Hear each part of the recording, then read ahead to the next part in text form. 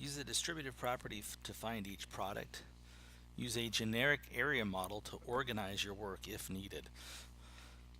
Well, in this case, you can see I've got a trinomial. I have three terms, 4x squared plus 2x minus 3, and I'm multiplying that trinomial times a binomial, x plus 2.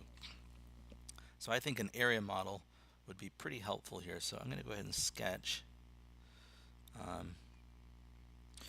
Along this way there are two terms, and then this way I've got 1, 2, 3 terms. So what I'm going to do is just write this is my x plus 6 dimension, and this is my 4x squared plus 2x, and then this would be minus 3.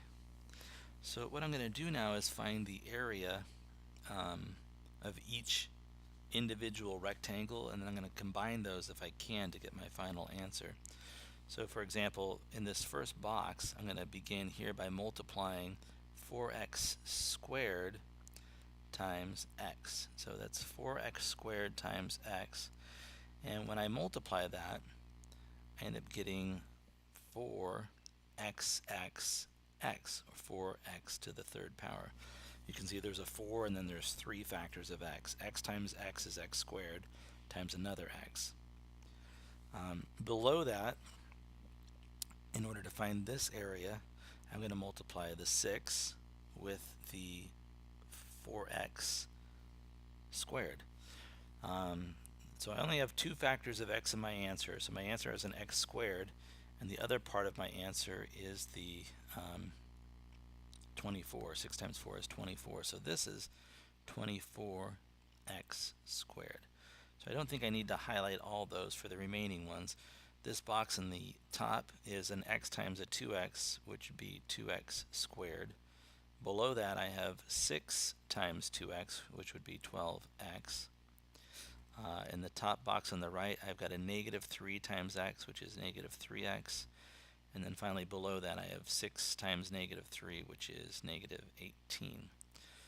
So if I look at all of my parts, some of these are like terms, right? I can combine 24x squared with 2x squared. Those can be written together. And also I can combine the 12x with the negative 3x. Those are like terms as well. So when I write my answer, I would write, let's see, I've got 4 of the x cubes, and I have plus 26x squareds.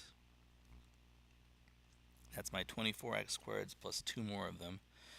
And then I have a plus 9 x's, so that came from 12 of the x's minus 3, so plus 9x, 9, 10, 11, 12. And then finally I have minus 18.